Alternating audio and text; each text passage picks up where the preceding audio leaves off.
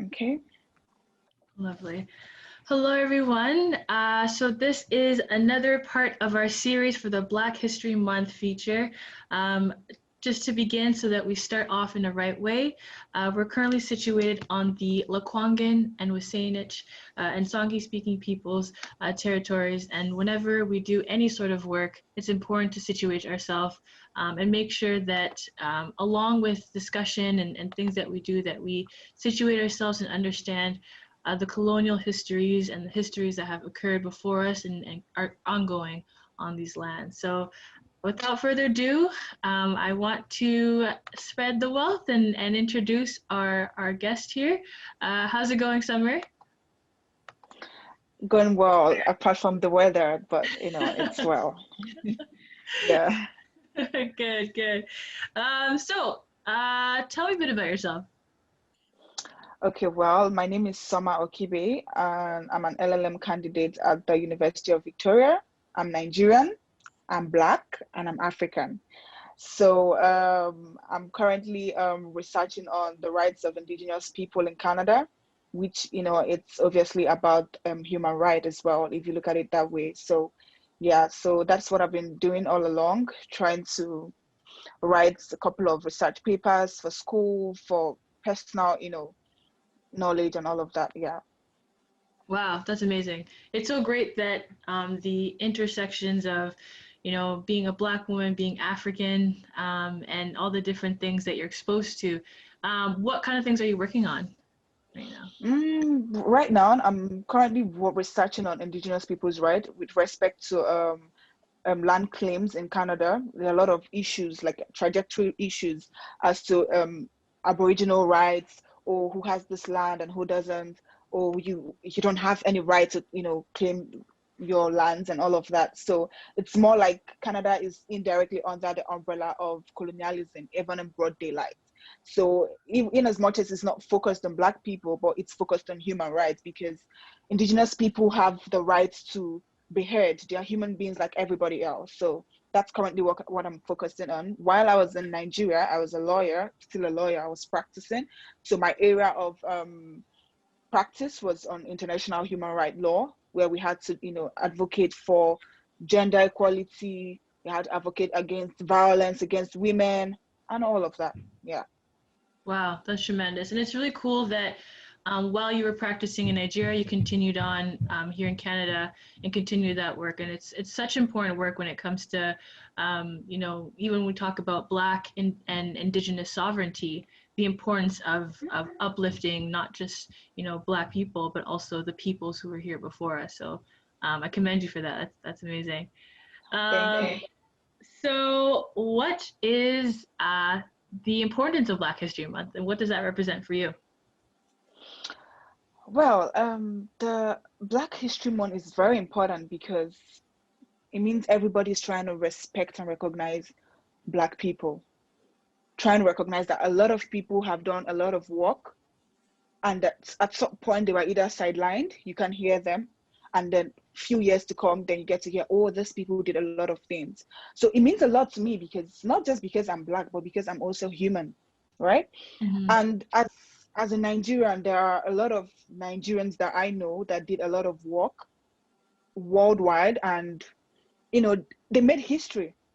And then at some point they were not really celebrated over there because they were Blacks. So to me, it's very important. I'm really happy that Vancouver Island, Human International Rights, are actually doing something to that regard, because it shows that they are actually in support of the race Black color. Yeah, so it means a lot to me, because a lot of people are now beginning to recognize and respect Black people, which wasn't there before. Yeah. Mm-hmm. Mm-hmm. Yeah, and I think it's super important when we talk about Black history is, as you're talking about, there's many Nigerians, there's many forms of Blackness. We're not all the same, and Mm-hmm. what I find is so beautiful about this month is the ability to showcase the different strengths and beauty of Blackness. So, yeah, I completely echo that. That it's huge to have a month dedicated, which it should be every month and every year. Um, Like I was about to say that. yeah, it should be all the time, but even more so in a month of love and a month of recognition of that sort. So I think I agree with Yeah. you on that. Is there any specific Black figures in history or in your life that inspire you? Well, now that's a tricky question because personally, I have a lot of people that inspire me in every angle of my life, academic, career, no, different areas. I have different people, African people that, actually inspire me. But then, to be specific, I'll just mention a few. Dr. Ngozi Okonjo-Iweala, who is the current Director General of the World Trade Organization. She's actually the first African Black woman to be the Director General of WTO. Then we'll talk about late Dora Akunyili, Professor Dora Akunyili. She was the former Director General of NAFDAC. NAFDAC is National Agency for Food and Drugs Administration Control. So she was the first, not really the first, but then she did a good work, a tremendous work while she was at office. And, she stopped a lot of drugs, a lot of ill drugs, anything that was not, contraband. She had to stop it. There was nothing like bribery and corruption during her regime. So she was really a powerful woman that I looked up to, like, oh, if she could do something like this in my country, she was good. Then talk about Kamala Harris. She's the first female Black vice president of the United States of America. Talk about Barack Obama. He was the first African American president of the United States. So, like, you'll find out that there, a trace of so many Africans or Black people that have actually done something. So I look up to them because I see myself like, if they could do this, I can, right? Because sometimes, coming from my country where we were colonized by the British, we have this perception that, we can't achieve much. Everything has to be, oh, they have to do it first. So we're just like, whatever they dump at us, that's what we pick up. But these people, they went for it. They didn't have to wait for somebody to tell them that. Who would have believed that Barack Obama would have been the president of the United States? Or who would have believed that Kamala, let's not talk about these people. I'm really particular about Ngozi Okonjo-Iweala because not just that she's African, not just that she's Black, she's Nigerian, not just that, she's Igbo. And that's who I am, right? And if you look at the issues, oh, is she qualified for the position simply because she's Black? If she was white, would they be talking about her qualification? That's the question. But because she's Black, they had to start asking questions like, is she qualified for the position? Now, her profile said it all. She was more than qualified. But then they still had to have issues. Oh, she's Nigerian. Oh, she's Black. That's what I see. Even though they were trying to hide under the umbrella of, no, they're not racist. They are. So, but the fact that, after everything she won and she's the current DG, I'm impressed and I was moved. And I'm sure the whole world was, because everybody's talking about Okonjo-Iweala. Everybody has, her in their mouth, like, oh, she could do this, she could attain this height. And a lot of other people that have done nice stuff, talk about first female president of the Supreme Court, stuff like that really inspire me. Yeah, because I'm actually very, very, very interested in stuff like that. Yeah.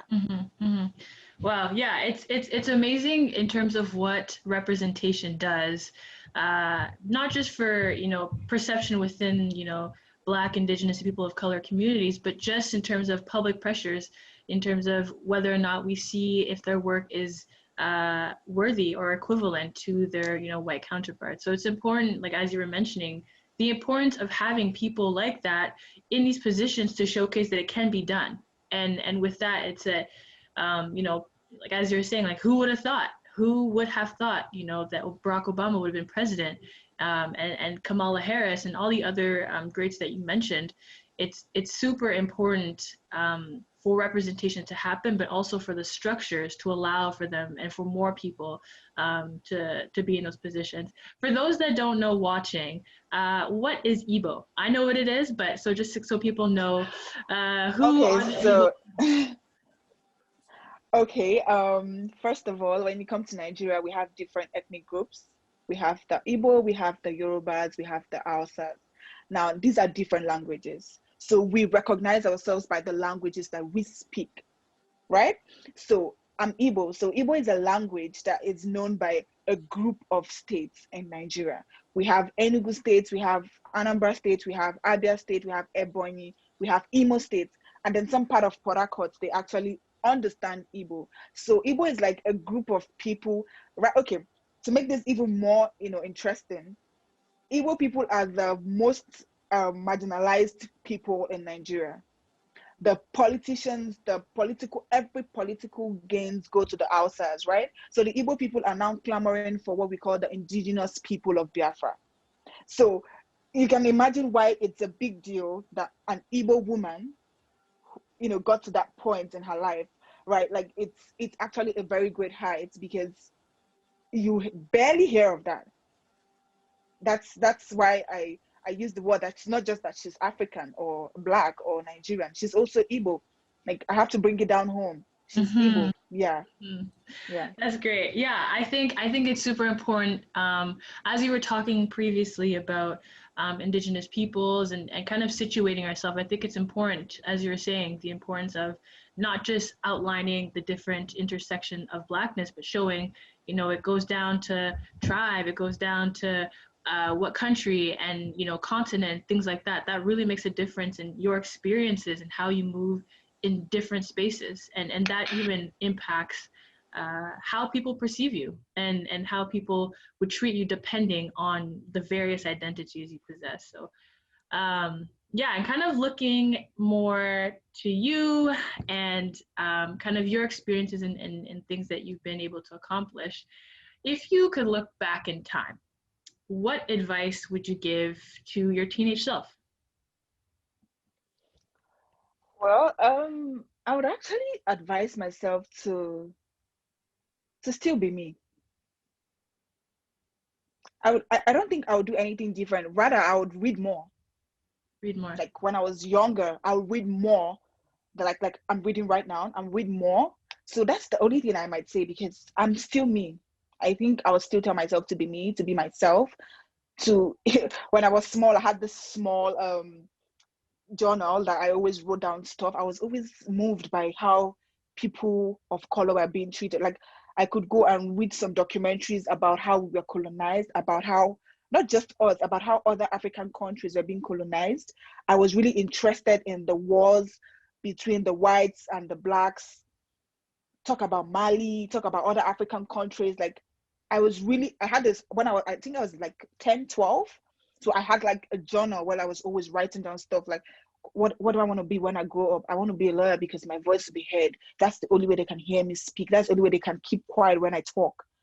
So if I was something else, I don't know if they were going to listen to me. If I was a doctor, I don't know how I can, pass the message across. But as a lawyer, this can help me stop, at least to some extent, get something done. So yeah, I don't think I was going to do anything different, but rather read more. Yeah. Read more. Yeah. Do you have any books in mind that you would kind of push towards in for your teenage self? The thing is, I would say The Secret. There's this book called The Secret.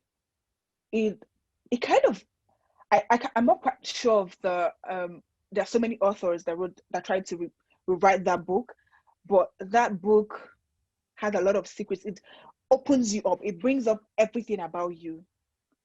It has every stage in your life, whatever you're thinking about, it helps you to think at the right direction. It helps you, so sometimes I just imagine, what if I didn't follow this path in my life? Where would I have been? Would I have thought of, oh, okay, I want to be a professor before I'm 35? So would I have thought of, oh, I want to be the first female professor in my house? Stuff like that. Would I have been thinking towards another direction, or would I have, forgotten about my dreams and just, whatever life throws at me, I'm gonna take it. I'll tell you a story. When I was about to enter university, my dad said he didn't want me to study law, that he wanted me to be a medical doctor. And I said, hello, I want to be a lawyer. He said he doesn't know who's instigating me, and all that. And I said, no one is instigating. As a matter of fact, I look up to my aunt, who in our house, she was the first magistrate and she is the first judge. Her name is Linda Okibe. And I respect her a lot. She has so much authority and power. When she speaks, you listen. So I really wanted to be like her. And my dad was like, no, you don't what my dad was like, no. When you travel, they're looking for doctors, nurses, they're not looking for lawyers. And I'm like, that's not what I want to be. And we kept fighting. And when I wrote the first exam, I didn't get into law. The school I wrote one exam. It's more like an entrance exam. So I didn't get law. I got another course. And my dad was like, you see, it's not the will of God for you to study that. And I was like, I'm still gonna try. So that year there was another slot for another school. And that was like, you just have the last chance.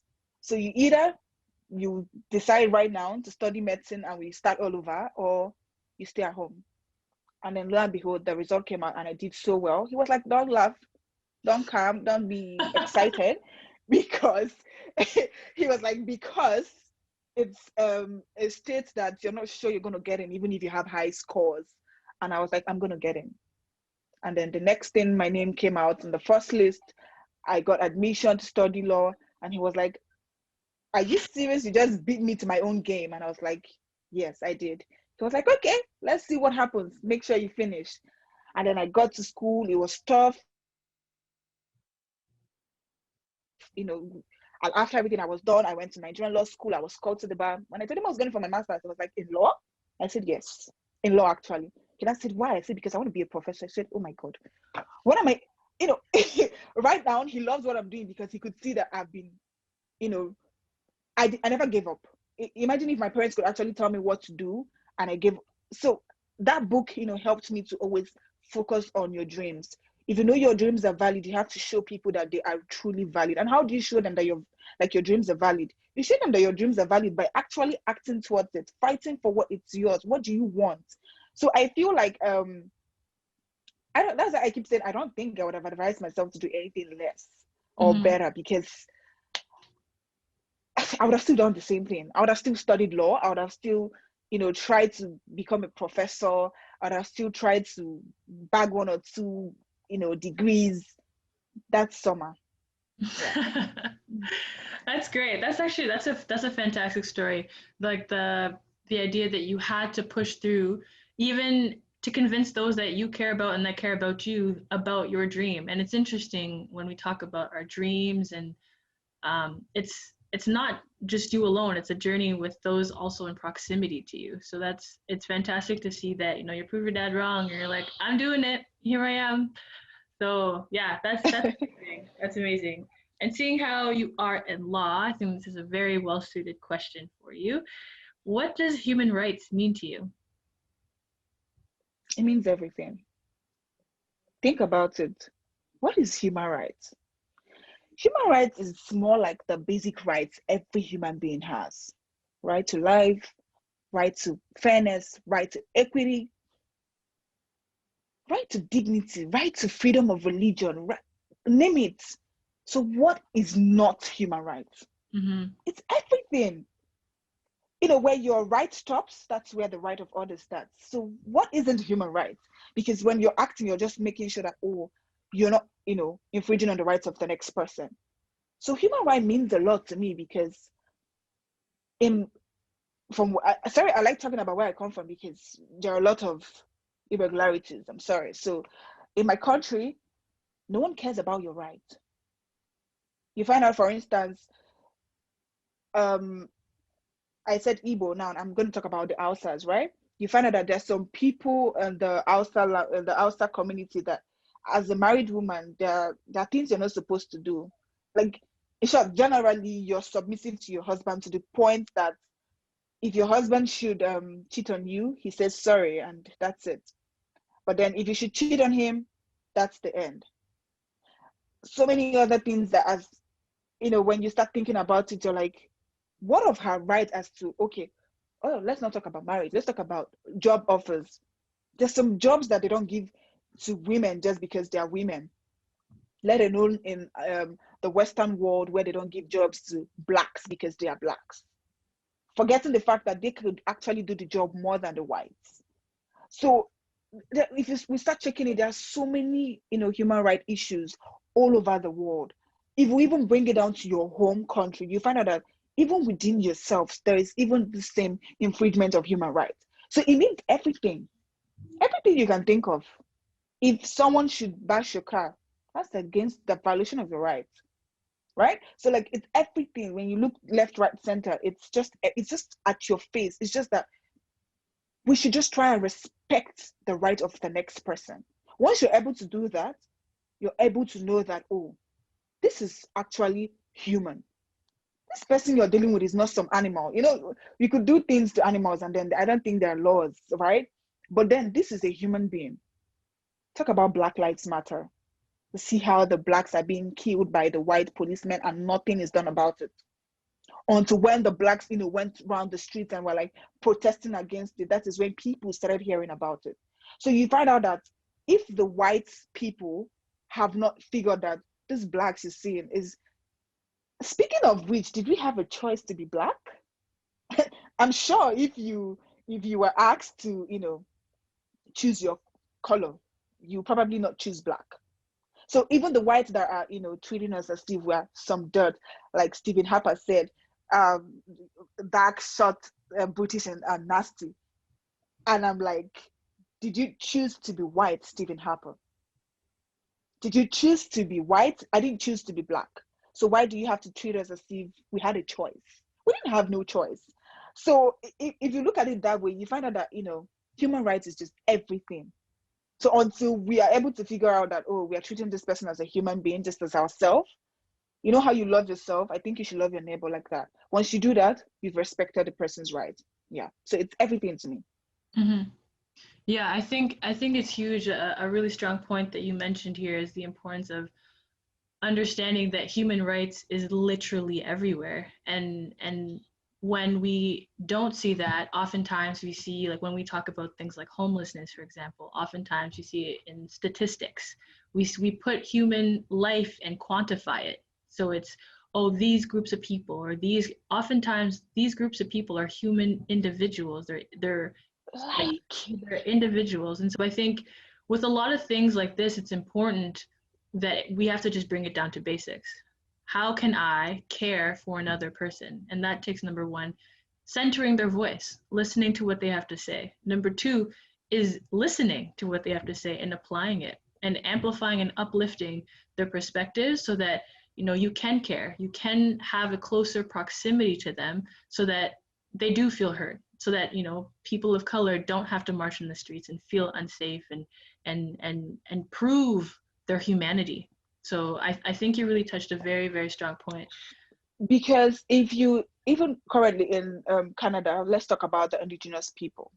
Now, there's been this high rates of Indigenous women and children being kidnapped and murdered. How many cases have you heard? Mm-hmm.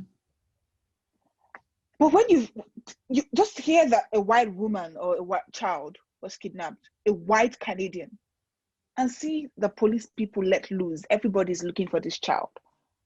Are the Indigenous peoples, are they not also human beings? So these are the issues. Until we figure out that these people are also humans, and it could also happen to us. The way you treat the white people, that is the same way you should treat the Black people or the people of color. It's gonna go a long way, really. Mm-hmm. I agree. And so with the theme of the series called The Future is Now, when discussing issues around race and what conversations and actions are missing or needed, how do you think we can contribute to that better future? Okay, so we can contribute to, there are various ways we can contribute actually. So we'll talk about encouraging objective selection process, and I'll explain. Now, for instance, if we, let's say at the United Nations, there are several people who threw in applications, right? And 30% are white, 70% are people of color, Black, right? Why should the white people be favored more than the Blacks simply because they're white? We might not know this because we're not in the recruitment process, but these are things that we don't even know that happen behind the closed doors. So for us to be very strategic and for us to, focus on the future, I think the best thing to do is, who is good for this job? Who is qualified? who is this person that irrespective of his or her skin color can do the job, can be very objective. So you pick someone, whether irrespective of the color, you pick someone who is very good for the job. For instance, Dr. Ngozi Okonjo-Iweala, she was awesomely good. Her profile was, top notch. It was undeniably, like, you can't argue. It's not in contention as to whether she, because the Americans tried to bring in some sort of reasons why she wasn't qualified, and then at the end of the day she was qualified.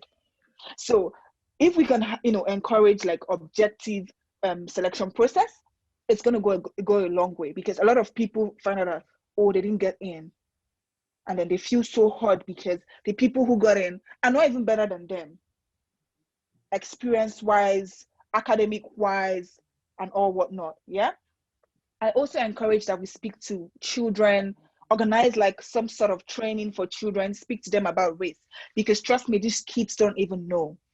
Some of them just they grew up in the society that already see anyone who is not white as death, right? So if we can actually clamor, have like a seminar, small, or workshop, let me not call it seminar, because workshop for kids, right now because of the pandemic, we can say, okay, we could have like a visual sessions, have kids talk to schools, partner with schools, or we want to talk to people in grade 1 to this, we just want to speak to them, talk to them about race, talk to them about human rights, talk to them that the next person is just like you. You know how you want to be treated, that's the way you should treat the next person. So I think when we speak to kids about race, it's going to go a long way. And if we're going to join like see if we could have like a diversity committee, whether in school or workplace, it's going to help, because sometimes you find out that there are no diversity committees. It's maybe just like now you can see that we have Black Lawyers Association. I feel if we can have the mix which comprises of both the white and the black in the committee, everybody is involved in the process, everybody is involved in speaking, talking. That's one thing about school. You don't have control of who comes to your school, right? So it's also a diversity committee, but then this one in the sense of trying to foster human rights as the future is now, it's also very good. It should be like a compulsory thing for people who are obviously, in the academic or professional world. They should have like diversity committees. It would actually help. And then the last one is to insist on diversity leadership team. Now, you will find out that most times that the problem is, even if we have that diversity committees, we find out that there are people that are probably always at the top, the president, the vice president, the board member, the secretary, the this, the that, they're all white people when they're blacks. So I feel if there could be like a mixed leadership, who let it not be all about the whites, because I don't even like the fact that we have the word white and the word black. We're all human beings. So everybody should have the opportunity to get to that high height. Like, so if everybody is comfortable, if everybody is not, oh no, she's black, so let's not give her the position, or let's come together and have our own campaign and then just wriggle her out of it, that committee is not going to go forward. So I feel like if the black people should be involved in everything, just like the way the white people are involved, it's going to go a long way. Mm-hmm. Yeah. So basically, I just feel like it's just involved. Keep talking about it. I feel if we start talking with kids, start talking to them, we build the love in them right before they grow up, because there's a certain age you talk to people, it's just like, oh, you're just talking to me, my coffee is getting cold.